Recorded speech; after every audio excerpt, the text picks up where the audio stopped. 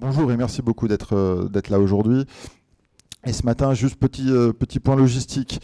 Il est 9h10, on commence avec une dizaine de minutes de retard. L'objectif, c'est de tenir une demi-heure lors de cette intervention et ensuite d'avoir 10 à 15 minutes de questions-réponses et plus, si évidemment vous le souhaitez. En tout cas, l'objectif est de vous libérer pour le call de 10h ou la prochaine visio que vous aurez d'ici une heure.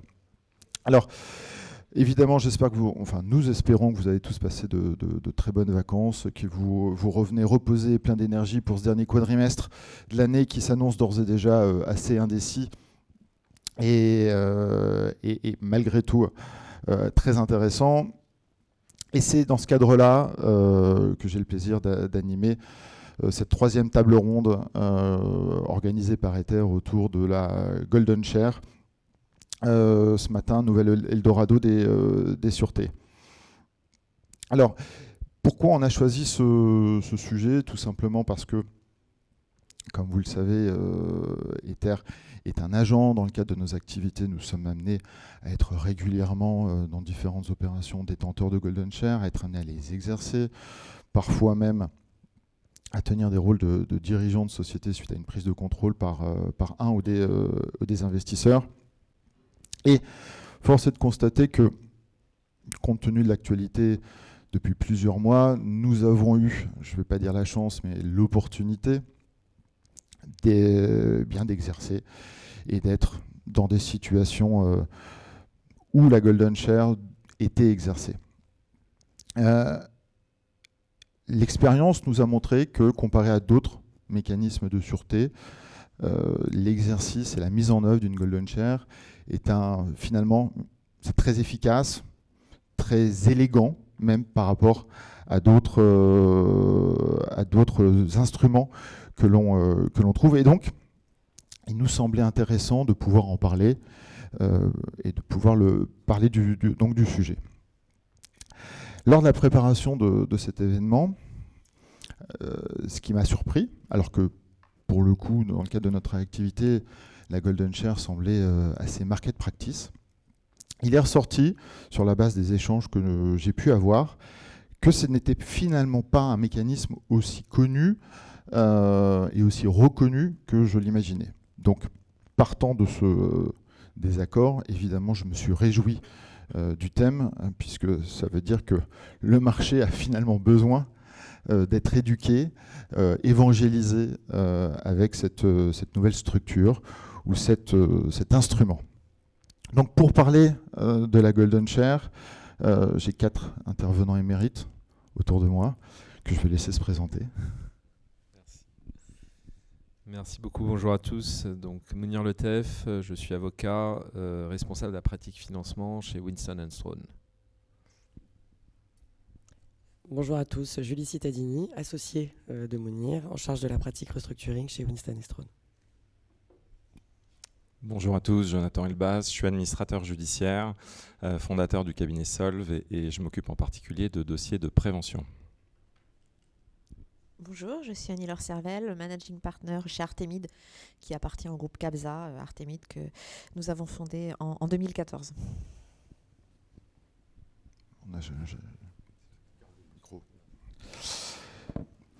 Merci, ce petit point micro étant géré. Donc, si je vous propose de rentrer dans le vif du sujet. Donc, la Golden Share, tout d'abord, Mounir, est-ce qu'on pourrait avoir un petit historique de d'où ça vient, pourquoi, comment? Bien sûr. Alors, c'est un mécanisme en fait qui est né au début des années 80 au Royaume-Uni, au moment où le gouvernement Thatcher s'est lancé dans des privatisations. L'État britannique a souhaité céder la majorité du capital de ses fleurons qui étaient à l'époque British Telecom, British Airways, Rolls-Royce, au secteur privé. Mais il voulait se prémunir en fait de garder, comme c'était les fleurons quand même de l'industrie britannique, il voulait garder un certain contrôle. Et d'où un mécanisme de Golden Share qui lui donnait un certain nombre de droits de veto, de droits de contrôle, notamment en cas de cession d'actifs, notamment en cas de changement d'objet social ou de prise de contrôle par un investisseur étranger. C'était surtout ce dernier point qui était très sensible du point de vue des États. Et ça, c'est le début des années 80. Ça s'est diffusé en Europe, notamment en France, en Espagne et au Portugal, dans les années 90, quand il y a eu des grandes vagues de privatisation. On a vu ce mécanisme se développer massivement jusqu'au début des années 2000, où la Cour de justice de l'Union européenne a mis quelque part un frein à tout ça, et par une série d'arrêts a considéré que c'était une limitation à la libre circulation des capitaux. Et donc la golden share étatique a disparu, a été remplacée par d'autres mécanismes comme le contrôle des investissements étrangers. Mais le mécanisme en lui-même n'a pas disparu, c'est-à-dire qu'il a migré de la sphère publique vers la sphère privée. Et on s'est rendu compte que il était intéressant pour protéger des investisseurs, pour protéger des partenariats, qu'un des partenaires puisse avoir des droits politiques au travers de mécanismes juridiques plus souples que ce qu'était la Golden Share avant, comme sont l'action de préférence ou même les packs d'actionnaires, un certain contrôle. Et donc dans cette logique un peu préventive, on a vu se développer ce mécanisme dans la sphère privée, notamment dans le cadre de joint venture et surtout dans le domaine du private equity. Un exemple parmi tant d'autres, dont on ne parlera pas beaucoup aujourd'hui, mais c'est par exemple l'utilisation de la golden share dans les sociétés de managers. On a une golden share dans les manco parce que lorsque l'investisseur souhaitera céder, il veut pouvoir obtenir l'accord de l'ensemble des actionnaires. Et donc il s'octroie une golden share qui lui permettra le moment venu, en fonction d'un critère qui est le critère de cession, de pouvoir avoir un droit politique renforcé et donc pouvoir prendre une décision à la majorité et avoir la majorité en fait des droits de vote pour prendre cette décision tout seul et entraîner en fait tout le monde. Et puis on a vu apparaître aussi ce mécanisme un peu dans les entreprises en difficulté selon le contexte où des créanciers reprenant la main, devenant en fait un petit peu un acteur majeur de la restructuration, souhaitaient s'octroyer un certain contrôle sur ce qui se passait, sur le développement du plan, mais sans assumer en fait le rôle d'actionnaire qui pour eux est sans prise de contrôle capitalistique. Et ça, c'est comme ça qu'on a vu apparaître aussi ce mécanisme dans les entreprises en difficulté. Et ça me permet de te passer la parole, Jonathan, sur ce sujet-là. Merci Mounir. En effet, on a vu apparaître les golden share, pas de manière extrêmement fréquente dans les dossiers de restructuration, mais c'est une notion qui apparaît ou qui est apparue dans un certain nombre de dossiers, puisque comme vous le savez, en matière de restructuration, on est toujours dans un contexte de tension entre l'emprunteur et les prêteurs, mais aussi beaucoup et de plus en plus entre les actionnaires et les prêteurs. Avec probablement, pour moi, deux notions qui sont clés et qui se reflètent dans le cadre de la golden share. La première notion, Mounir en a parlé, c'est la notion de contrôle. La deuxième notion, c'est la notion de temps. Sur le contrôle, ce qu'on a pu voir comme évolution dans le cadre du restructuring, c'est au départ une conception financière assez internationale qui considère l'actionnaire comme étant un créancier junior, subordonné. Ça, c'est le point de vue financier. Et d'un point de vue juridique, l'actionnaire est le propriétaire de l'entreprise et c'est lui qui a le contrôle, ce n'est pas le créancier. Et donc, dans le cadre de ces dossiers de restructuration, il y a toujours cette question d'essayer de retrouver un équilibre sur la notion de contrôle, pour autant que les prêteurs veulent le prendre. Et ça, je pense que c'est un sujet dont on parlera et qu'on évoquera, puisque ce n'est pas toujours le cas, que les prêteurs souhaitent prendre ce contrôle. La deuxième notion, c'est la notion de temps.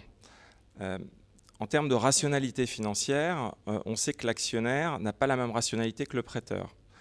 L'actionnaire, il souhaite, en principe, dans un contexte de restructuration, avoir le maximum de temps C'est ce temps qui va lui permettre potentiellement de maximiser son recovery, la valeur de retournement, alors que le prêteur, selon qu'il est ou non à quel niveau il se situe dans la monnaie, il peut avoir un temps commun avec l'actionnaire, un temps de retournement commun, n'importe quoi, 2 ans, 3 ans, mais il n'a pas vocation à attendre de manière infinie, et a fortiori s'il est, à un moment donné, dans le cadre de la restructuration, dans la monnaie. Et donc cette notion de temps, elle est très présente dans le cadre d'un certain nombre de dossiers, puisqu'il va falloir déterminer, notamment en termes de cession d'actifs, quel est le bon temps pour céder cet actif. Et c'est là où la notion de golden share peut, à mon sens, venir dans le champ des discussions d'un dossier de restructuration. C'est comment concilier cette notion de redonner du contrôle aux créanciers sans forcément prendre le contrôle et avoir un transfert de la propriété, donc avoir un droit de veto, un contrôle, et notamment sur les processus de cession. Et deuxièmement, comment encadrer et trouver un temps commun qui va être un temps de négociation où, après une durée de retournement, finalement, la cession doit s'opérer et la golden share, elle vient à finalement consacrer l'engagement de l'actionnaire ou à le sécuriser dans l'engagement qu'il prend à l'égard de prêteurs de céder l'actif notamment. Alors j'évoque beaucoup la cession de l'actif, ça peut être autre chose, mais je pense que c'est principalement dans ce contexte-là qu'on voit en matière de restructuration finalement conceptuellement la golden share. Effectivement, donc aujourd'hui la golden share dans les restructurations c'est plutôt de la liquidité alors qu'elles avaient été créées historiquement plutôt pour des sujets de finalement illiquidité ou bloquer des cessions. Le titre de l'événement, c'est Nouvelle sûreté. Mais en fait, Julie, est-ce que ce sont réellement des sûretés, des éléments de protection? Belle transition. Il n'y a pas de collatéral. Donc, ce n'est pas une sûreté au sens, on va dire, originel de la sûreté. En revanche, c'est un vrai gage de gouvernance défensive. On a vu dans les procédures amiables, sous le contrôle de Jonathan, une mode avec la fiducie qui s'est beaucoup développée. La fiducie a pris beaucoup de place dans les procédures amiables en protection précisément de ses créanciers qui participent au retournement de l'entreprise et qui décident effectivement de continuer à suivre la société débitrice. Et aujourd'hui, la golden share, elle vient un peu dans ces dossiers-là, elle peut se substituer au principe de la fiducie. Mais attention, ça n'a quand même pas, le même effet, puisque la fiducie, le principe, c'est qu'on sort du patrimoine et en général les titres de la société, et donc ça va toucher le rang de l'actionnaire, et donc effectivement, on va venir activer la fiducie avec des cas de défaut identifiés, et on va récupérer la détention du capital de l'entreprise pour en changer la direction, pour éventuellement en assurer le retournement et vendre aussi in fine les actifs. Là où la golden share, il n'y a pas du tout de dépossession des associés qui restent en place et c'est simplement une prise de gouvernance. Donc en fait, il faut avoir un peu les moyens de ses ambitions. Et donc la difficulté qui peut se poser, c'est qu'une fois qu'on a mis en place cette golden share et qu'on est en mesure de l'exercer, est-ce qu'on est en mesure en réalité de prendre la gouvernance de l'entreprise telle qu'elle était aujourd'hui assurée? Donc ça dépend de la qualité du créancier, donc des fonds, des banques, des états... Ça dépendra effectivement de la qualité de ce créancier, d'avoir un intérêt de prendre une golden share pour se voir ensuite la mise en œuvre, récupérer une gouvernance qu'il n'est peut-être pas en mesure d'assurer. Parce qu'aujourd'hui, en tout cas, dans les procédures amiables que l'on voit, évidemment, je rejoins, le but premier, c'est la cession de l'actif. Donc, c'est effectivement, on a accompagné l'entreprise en tant que créancier, donc selon la qualité, un fonds ou un établissement financier. Bon, les banques sont un peu moins... familière avec cela, mais en tout cas on a accompagné l'entreprise, que ce soit par une restructuration financière ou de la remise de cash, et ça nous donne effectivement un ancrage dans l'entreprise d'avoir la possession de cette golden share, mais une fois qu'on l'exerce, en réalité c'est pour en assurer le recouvrement de l'investissement qui commence à péricliter, et donc c'est évidemment la cession de l'actif. Mais ça va passer par un changement du management, ça va passer par la révocation des dirigeants en place et la reprise de la gouvernance. Donc c'est pas vraiment une sûreté, on n'est pas dans du collatéral, et c'est pas une sûreté en ce sens que les titres resteront totalement à l'actionnariat en place, et en revanche, c'est une reprise totale de la gouvernance. Merci. On vient de parler de reprise de la gouvernance, on vient de parler d'avoir les moyens de ses ambitions, de liquidité, mais du côté du coup, parce que là, effectivement, c'est une approche juridique, mais du côté investisseur... qui est quand même le bénéficiaire de cette Golden Share. Quels sont les enjeux fondamentaux liés à cette problématique de liquidité? Qu'est-ce qui fait? Est-ce que c'est cette problématique d'avoir les moyens de ses ambitions qui fait qu'aujourd'hui c'est un instrument qui est finalement assez peu utilisé? Quel est votre point de vue par rapport à... Quelles sont vos contraintes et votre point de vue par rapport à ça? Déjà, effectivement, c'est assez peu connu. Nous, on ne connaissait pas forcément ce système. C'est clairement pour un problème de liquidité. Souvent, quand il y a une restructuration, ce qu'on faisait, c'est qu'on disait à l'actionnaire ou au fonds ou au management, vous devrez lancer un process de liquidité à telle date pour nous rembourser. Et comme vous le disiez, on n'a pas forcément les mêmes enjeux, parce que nous, on veut recouvrir notre créance. Donc si une société, si on a 50 de dette, à partir du moment où la société vaut 50, nous, on veut vendre. Alors que l'actionnaire va se dire, bah non, elle vaut peut-être 70 si on attend encore un an, peut-être 80. Et comme vous le savez, les actionnaires sont souvent assez optimistes. Alors que nous, il y a un moment où il faut rendre l'argent à nos investisseurs. Nos fonds ont une durée de 10 ans. On peut proroger d'1 ou 2 ans, mais il y a un moment, il faut rendre l'argent. Donc on ne peut pas rester avec des actionnaires qui nous disent, attendez, encore 6 mois, allez, encore 6 mois, c'est un peu ça. Donc, à un moment, on a découvert, honnêtement, cette Golden Share, on a découvert que ça existait, parce que la fiducie, c'est compliqué, c'est cher, on a beaucoup de mal à le faire accepter dans les procédures, hein. C'est assez difficile, enfin nous, on n'a jamais réussi. Alors que la Golden Share, c'est plus facile, et on le fait aussi dans un cadre, effectivement, c'est toujours un peu compliqué ces restructurations, et aussi dans un cadre où souvent on fait de la new money, aux côtés des actionnaires. Et là, on dit, écoutez, nous, on veut bien remettre un peu d'argent, mais il y a un moment, il va vraiment falloir que ça s'arrête. Donc ce qu'on veut, c'est surtout pas prendre le contrôle, c'est surtout pas effectivement devenir les actionnaires. Nous, ce qu'on veut, c'est vendre. Donc c'est si à un moment, le dirigeant bloque, ne veut pas faire les audits, ne veut pas mandater une banque, bah, nous, on va lui dire, écoutez, merci, c'est gentil, mais là, on va mettre quelqu'un d'autre qui va faire ce boulot, parce que nous, il faut vendre. Peu importe le prix, à un moment, il faut rendre l'argent. Donc c'est vraiment dans cette configuration que nous avons fait ça. Et donc chez Cabza, on l'utilise peu, hein, on l'a utilisé une fois chez Artemide et une fois pour le fonds Unitranche récemment. Parce qu'on l'avait découvert par Artemide, donc du coup ça a donné l'idée à l'Unitranche de faire ça pour les mêmes raisons, parce qu'ils avaient remis de l'argent et qu'ils voulaient aussi sortir, puisque leurs fonds sont comme les nôtres, à 10, 12 ans, et il faut sortir. Donc on a trouvé que c'était vraiment quelque chose d'intéressant, et aussi, pour compléter, la fiducie, on transfère les titres, c'est compliqué, c'est quand même une prise que les prêteurs n'ont pas toujours envie de faire, alors que la Golden Share, c'est plus simple. On prend une action, ça vaut 1 € dans nos comptes, voilà, c'est plus facile. Et pour terminer, c'est aussi plus facile pour à nos investisseurs de leur dire, écoutez, remettez de l'argent, mais ça va s'arrêter. Là, on va vendre et soit vous retrouverez la monnaie, l'argent, soit on ne retrouvera pas. C'est la vie du deal. Mais on est capable de leur donner aussi une échéance de sortie, ce qui est important pour aller chercher de la new money. Donc la mise en place de cette Golden Share, il y a un petit peu un changement des règles du jeu, puisqu'effectivement, il y a un besoin de new money, mais on arrive en disant, OK, potentiellement sous réserve 2. On est dans une situation où souvent, Jonathan, vous êtes au milieu, l'arbitre au milieu du terrain. Quels sont réellement les leviers autres que je mets de l'argent sur la table, s'il y en a d'autres, qui permettent la mise en place de cette Golden Share, et vous, en tant quelque part arbitre, observateur, acteur, mais observateur, vous réagissez comment? Est-ce que c'est un bon signe pour la sortie du deal, ou au contraire, un mauvais signe? Alors, si je réponds d'abord à la deuxième question, le mandataire ad hoc, le conciliateur, l'administrateur judiciaire, son objectif, c'est la pérennité de l'entreprise.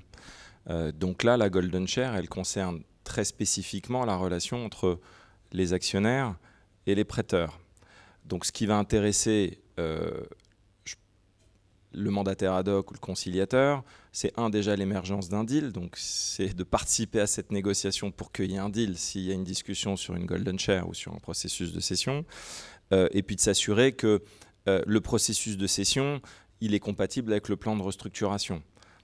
Mais je dirais qu'avant tout, c'est un sujet qui concerne actionnaires-prêteurs. On ne s'en désintéresse pas, au contraire, parce qu'on veut un deal pour la société, mais je dirais que il n'y a pas une forme de neutralité, mais il peut y avoir un peu de distance, à mon sens, sur ce sujet, même si ça va évidemment crisper énormément les relations entre prêteurs et actionnaires. Les actionnaires, en règle générale, n'aiment pas ça. Ils ne souhaitent pas consentir une golden share. Ça revient à établir pour la société un plan de retournement avec un certain nombre d'aléas et de se dire, au bout de 3 ans, quoi qu'il arrive, on cède. L'actionnaire ou le fonds va préférer plutôt, et c'est quand même la majorité des dossiers, évoquer un horizon de sortie qui est la maturité de la dette et se laisser le choix dans la période pour céder au bon moment, le moment où le marché va permettre de valoriser au mieux la société, le moment où l'EBITDA sera le plus élevé. Un de mes associés me disait avant cette table ronde qu'il avait un dossier dans le cadre duquel il y avait une négociation sur une golden share et les actionnaires étaient prêts à remettre plus d'argent pour éviter de concéder cette golden share. Donc ça montre bien qu'il la price en fait d'une certaine manière, il y a une valeur financière ou à ne pas l'avoir et avoir un processus de cession qui est libre. Après, je dirais, il n'y a pas spécifiquement de levier, c'est propre à la négociation, mais ce qui est quelque part ce qui me fait sourire sur le fait de ne pas concéder d'une certaine manière une golden share, c'est de ne pas consacrer un engagement. Parce qu'en fait, si je dis dans un processus de restructuration, je m'engage à céder dans 3 ans et que je refuse de concéder une golden share, c'est que potentiellement, je ne vais peut-être pas céder dans 3 ans. Donc ça peut, à travers cette négociation sur les golden shares, crisper aussi sur les relations un peu de confiance en disant mais finalement, si vous êtes prêt à céder, pourquoi vous ne me la concédez pas ? Mais je ne la concède pas parce que je reste propriétaire de l'entreprise, je veux garder la main sur le process. Et puis le diable est dans le détail. Quand on commence à rédiger les processus de cession, qui a la main, comment on mandate la banque d'affaires, c'est aussi un certain nombre de tensions. Donc pas d'opposition à ce qu'elle soit mise en place. Négociation compliquée pour les raisons que j'ai évoquées. Et ça a une vraie valeur pour l'actionnaire de ne pas la concéder, comme ça a une valeur pour les prêteurs d'en disposer. Merci. On était quasiment sur la transition, sur la rédaction des clauses, parce qu'on a expliqué un petit peu le contexte, mais évidemment, le diable est dans le détail sur comment on écrit son mécanisme, son fonctionnement. Donc, oui, c'est Julie. Je reviendrai sur un... Merci. Je reviendrai sur un point. Il y a quand même aussi, et c'est normal, un peu, les fonds n'ont pas envie de se retrouver dans une gestion de fait aussi. Hein. Donc il y a un peu de frilosité sur cet aspect-là. Je reviens un peu sur l'aspect juridique. Il y a, évidemment, ils ont un intérêt à l'avoir et bien sûr, on l'a compris. On ne va pas revenir dessus. Mais il faut garder à l'esprit que et c'est vrai que ce n'est pas commun, dans certains dossiers, on met en place la golden share en prévoyant d'ores et déjà que ce n'est finalement pas l'investisseur mais un tiers, parce qu'ils ne vont pas vouloir rentrer dans cette notion de gestion de fait d'une entreprise, parce que ce n'est pas leur métier, ce n'est pas leur rôle. Et ils veulent pas prendre cet engagement-là. Donc, dans le cadre de la rédaction de ces clauses, on va aussi rentrer, alors à la fois dans, du coup, j'y viens, l'exercice, pourquoi pas par un tiers que l'on mandate d'ores et déjà. Pourquoi pas mettre d'ailleurs la golden share dans une fiducie, qui reviendra à peu près au même effet. Alors après, il y a une question de coût sur la fiducie, donc, mais en tout cas pour le mécanisme, ça peut complètement y correspondre. Et en revanche, les clauses qui vont effectivement poser difficulté, c'est les cas de défaut. Donc c'est les triggers, il y a des ratios financiers que l'on va mettre en seuil de déclenchement, des covenants, donc des obligations de faire ou de ne pas faire de l'entreprise qui vont engendrer effectivement, c'est un peu une arme nucléaire, donc le déclenchement de la golden share. Aujourd'hui, d'un point de vue juridique, on n'a pas beaucoup de contentieux. Il n'y a pas de jurisprudence, il n'y a pas eu encore de contentieux vraiment naissant sur la mise en œuvre, mais s'il devait y en avoir ou si on peut en anticiper, c'est évidemment la rédaction des clauses de cas de défaut, comme on a pu le voir sur des actions de préférence, classiquement, où effectivement ça va être la contestation des critères, des ratios financiers indiqués, des formules de prix, où vous avez déjà tous pu voir des contentieux sur la mise en œuvre ou la formule de calcul sur laquelle tout le monde était d'accord. Et donc évidemment la phase de déclenchement n'est finalement pas la plus délicate, c'est vraiment la phase rédactionnelle pour que précisément la phase de déclenchement ne pose pas de difficultés. Peut-être rajouter sur... En fait, ce qu'il faut retenir aussi, c'est que l'activation en fait, d'une golden share n'entraîne pas un transfert capitalistique. Donc en fait, on ne devient pas propriétaire de la boîte, et donc toutes les problématiques qui peuvent découler en fait de ce transfert capitalistique peuvent être des problématiques réglementaires ou des problématiques de concurrence. Tout ça n'entre pas en jeu. Alors on peut parfois dans certaines... il y a des contre-exemples, on peut parfois dans certaines boîtes, notamment tout ce qui est à la mode en ce moment, qui sont les professions réglementées, se retrouver dans des situations un petit peu délicates. Parce que là, la loi vous impose à ce que les droits politiques soient détenus par les praticiens. Et donc c'est très difficile de mettre en place une golden share dans ce type. Bon. Mais si on met à part ce cas dans un processus classique, dans un deal classique, une société industrielle ou de service, c'est assez simple comme processus. En fait, vous avez des événements déclencheurs. On a parlé beaucoup de la cession, on a parlé beaucoup des cas de défaut. Il y a aussi un événement quand même qui revient beaucoup dans le cadre des restructurations, c'est l'ouverture d'une procédure. Donc dès lors qu'il y a une ouverture d'une procédure, c'est un des événements déclencheurs qui va véritablement pousser le prêteur, qui se retrouvera lui nécessairement dans une position de faiblesse, compte tenu de l'environnement juridique français, et qui va donc chercher à ne pas rentrer en procédure. Et à ce moment-là, ce qu'il va faire, c'est qu'il va très rapidement activer sa golden share, remplacer le management, et le nouveau management va prendre la décision de sortir de la procédure. Alors, deux choses à dire là-dessus. La première chose sur la manière dont ça s'active, c'est assez simple. On prévoit toujours, en fait, lorsqu'on traite les termes et conditions de l'action de préférence, on prévoit toujours une lettre d'activation et une lettre de désactivation. Et la lettre d'activation, c'est à peu près 10 lignes, dans laquelle on notifie effectivement qu'on active cette golden share, et on décrit l'événement déclencheur. Alors toute la subtilité, c'est dans la description ab initio, en amont, de l'événement déclencheur. Il faut que l'événement déclencheur soit le plus objectif possible. S'il y a une subjectivité, c'est là qu'il peut y avoir des contestations, c'est là qu'on peut se retrouver dans des situations. Mais par expérience, le peu qu'on en a fait, parce qu'on n'a pas fait, on a l'impression qu'on n'a pas fait des tonnes non plus de golden share, mais le peu qu'on a fait... Exercice de sûreté non plus. Voilà, oui, exactement. Non, mais même rédigé, je veux dire, des sûretés, on en rédige tout le temps, mais des golden share, on n'en rédige pas tout le temps. Mais on apporte un soin très particulier, en fait, à la rédaction des événements déclencheurs pour les rendre les plus objectifs possibles. Et c'est pour ça que les quelques fois où il y a eu des activations, en tout cas des dossiers que nous, on a traités, ça a été assez facile. Il n'y a pas eu de contestation. Ça, c'est je dirais un premier point important. Après, la désactivation, ça aussi c'est important parce qu'on en a parlé. On a parlé tout à l'heure du fait d'être traité comme un peu gestionnaire de facto quand on est créancier. On ne veut pas être dans cette situation-là. Et donc je pense que nous, le conseil qu'on donne à nos clients quand ils sont dans cette situation, c'est d'activer en fait, lorsque l'événement déclencheur se produit, c'est de l'activer, de traiter l'événement déclencheur et de la désactiver immédiatement après, et attendre en fait la survenance d'un nouvel événement déclencheur.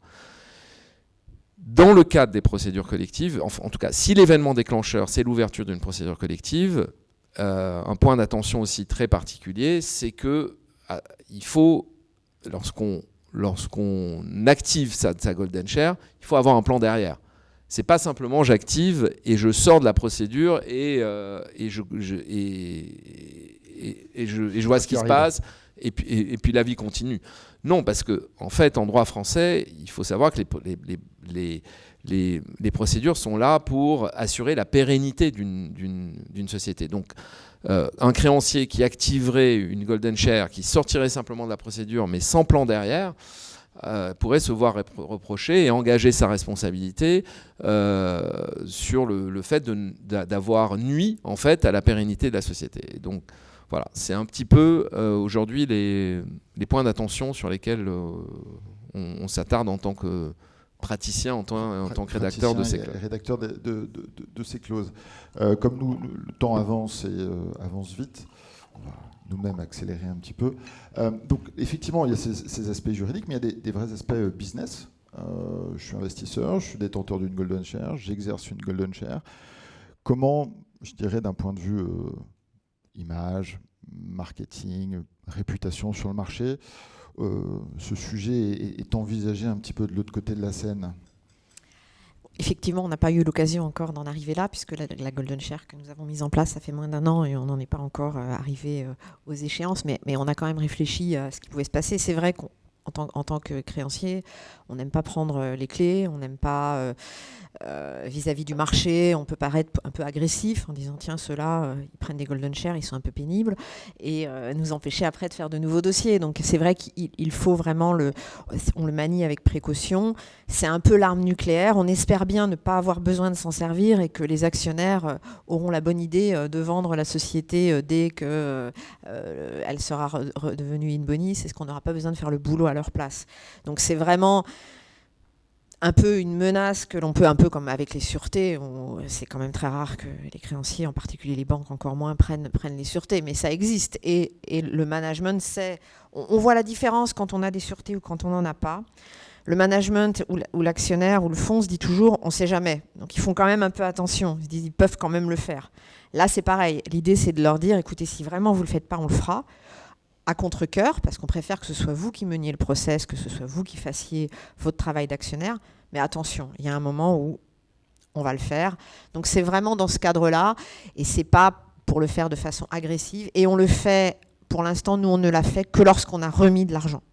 Donc on aide aussi la société, puisque l'actionnaire n'a pas voulu remettre toute la somme. Il a fallu qu'on ait plusieurs investisseurs et plusieurs fonds à remettre. L'actionnaire n'ayant pas voulu faire tout le chemin, on l'a fait avec lui.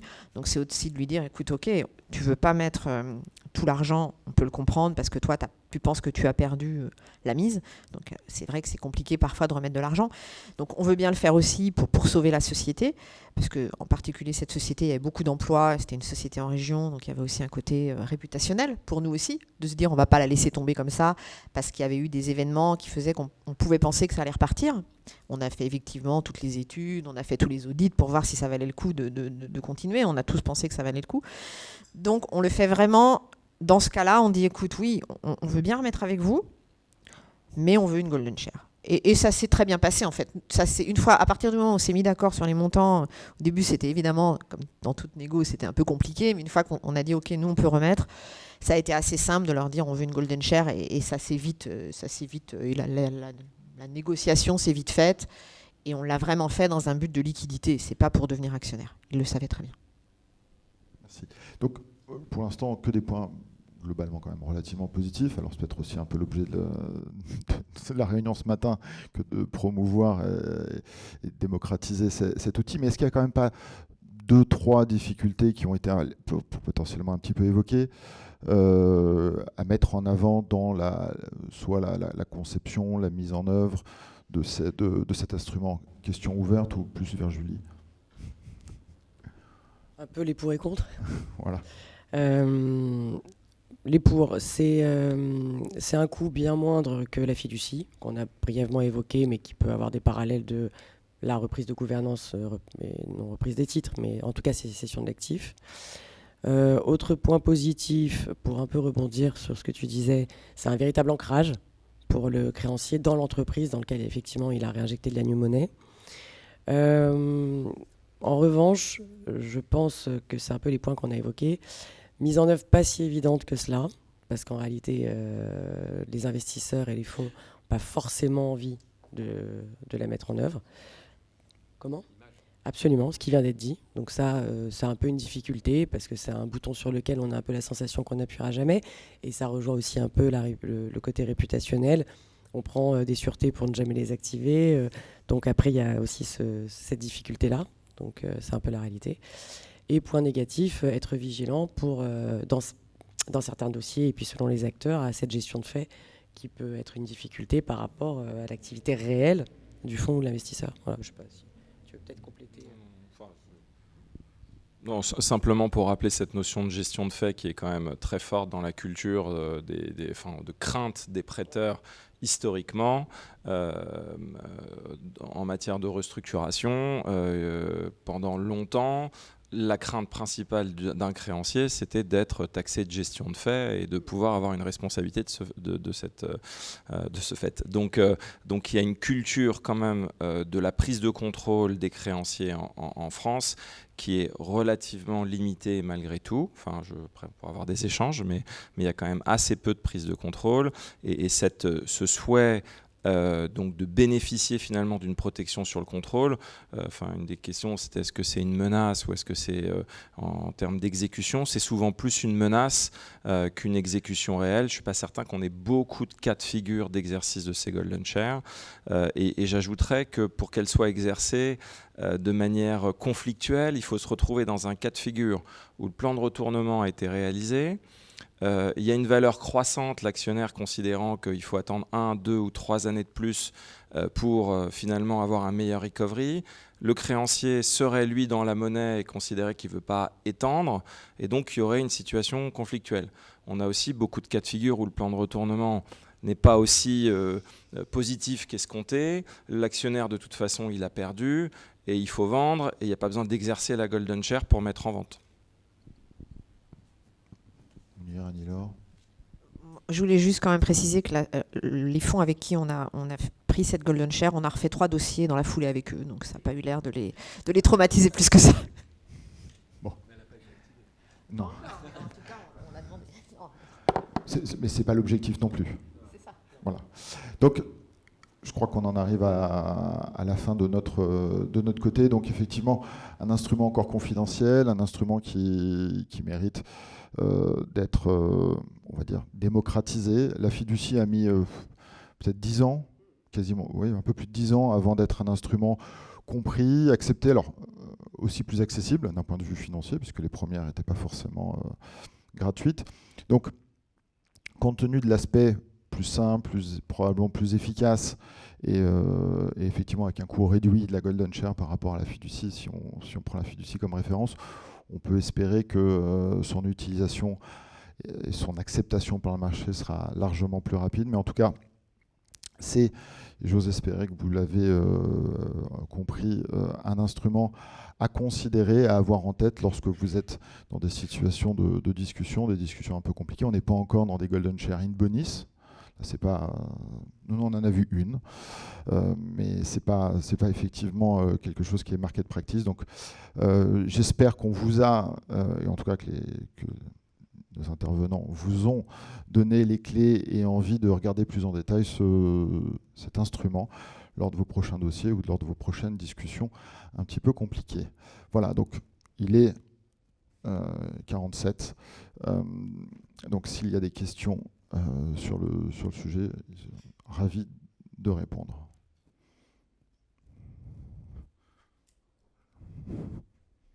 Je me déplace. Merci. Bonjour, merci pour la présentation. 2 questions, si je peux.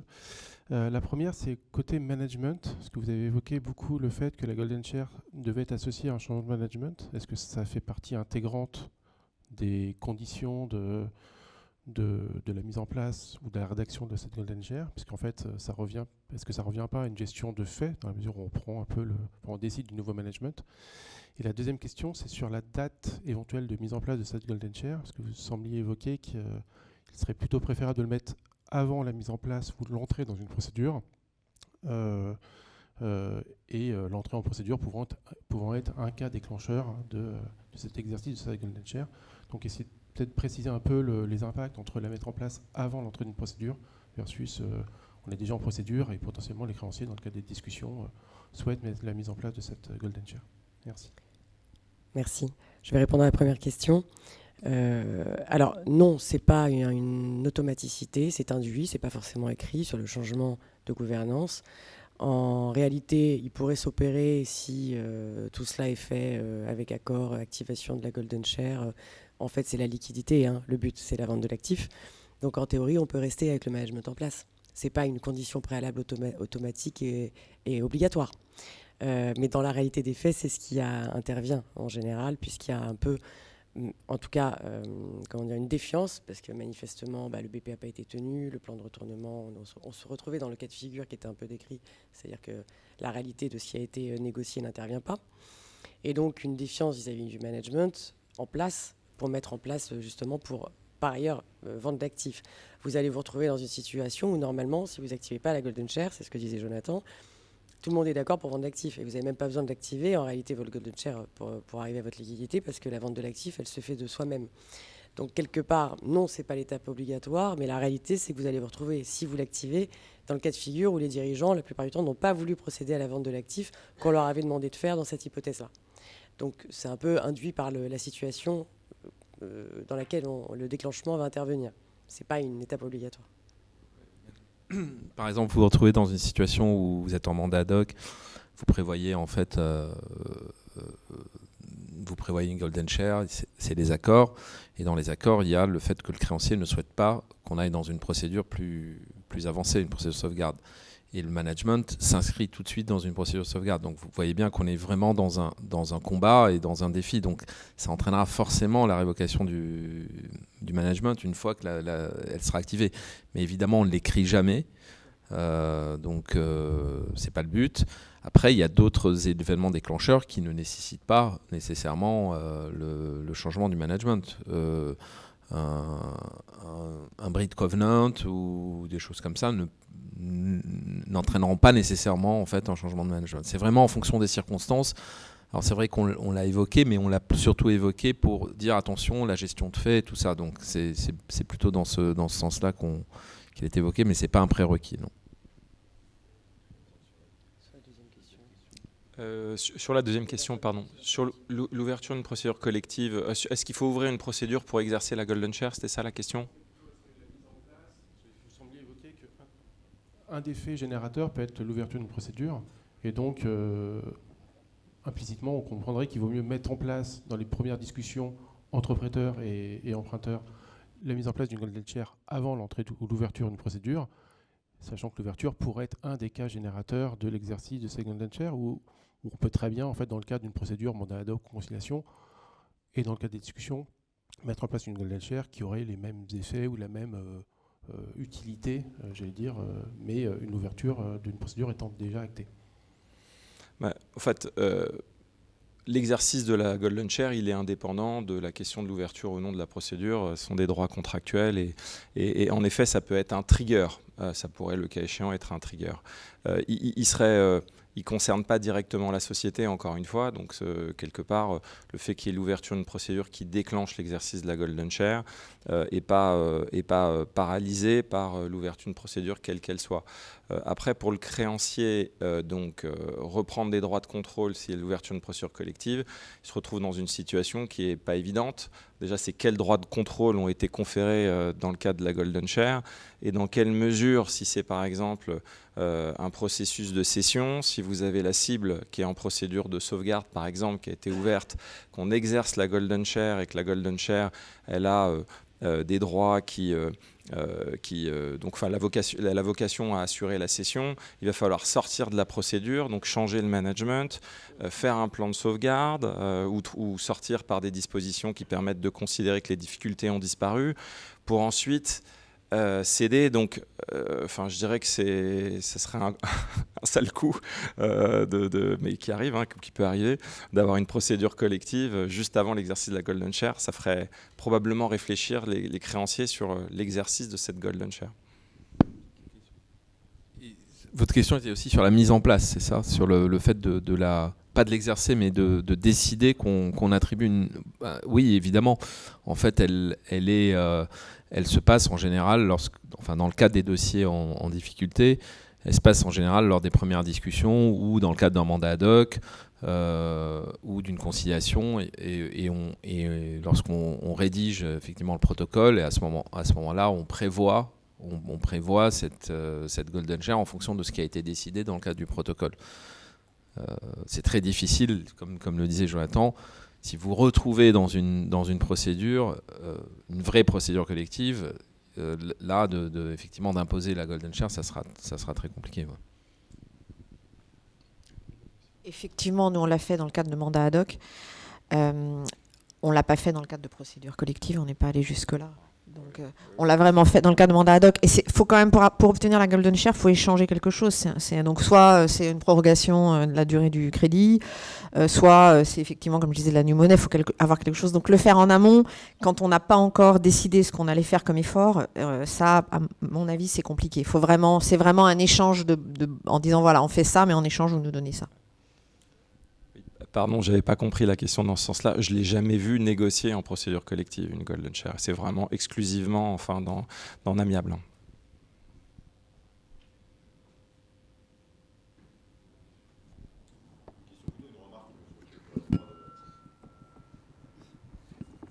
Bonjour.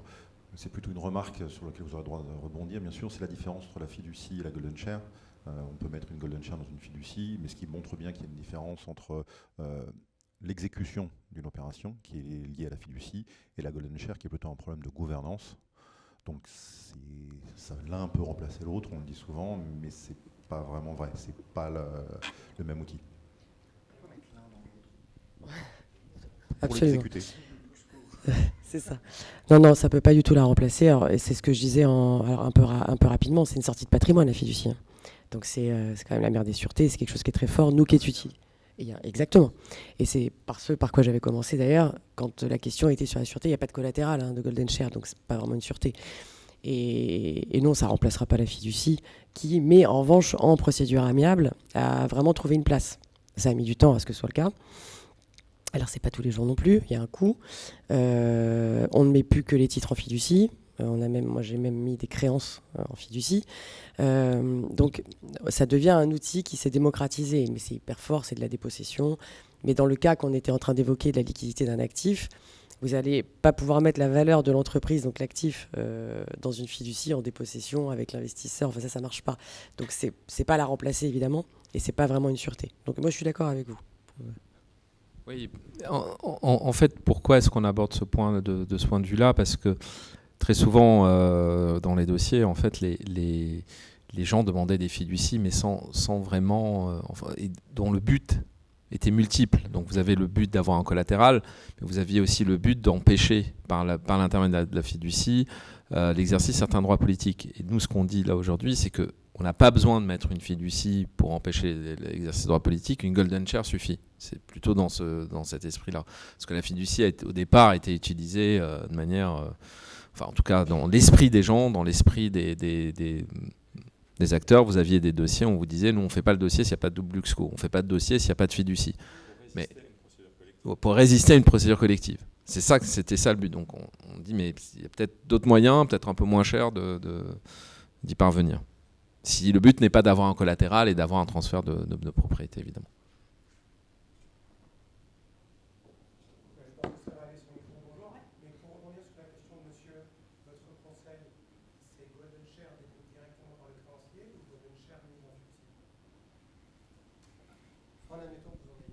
Alors, nous c'est plutôt... c'est plutôt. Alors, vous n'avez pas toujours des fiducies dans les dossiers où il y a une Golden Share. C'est plutôt Golden Share détenue par un tiers, donc détenue par nos amis qui sont là et nos hôtes de ce jour, qui effectivement seront en tant qu'agents, voilà, et qui agiront plutôt que le créancier lui-même. Et d'ailleurs, le changement de management est aussi une façon de se dédouaner en fait, de la prise de décision. C'est-à-dire que vous ne prenez pas le contrôle et vous décidez de sortir de la procédure collective. Vous prenez le contrôle, vous changez le management et c'est le nouveau management qui, lui, décidera de la sortie de la procédure. Ça aussi, ça vous permet d'être un peu plus en retrait de la prise de décision.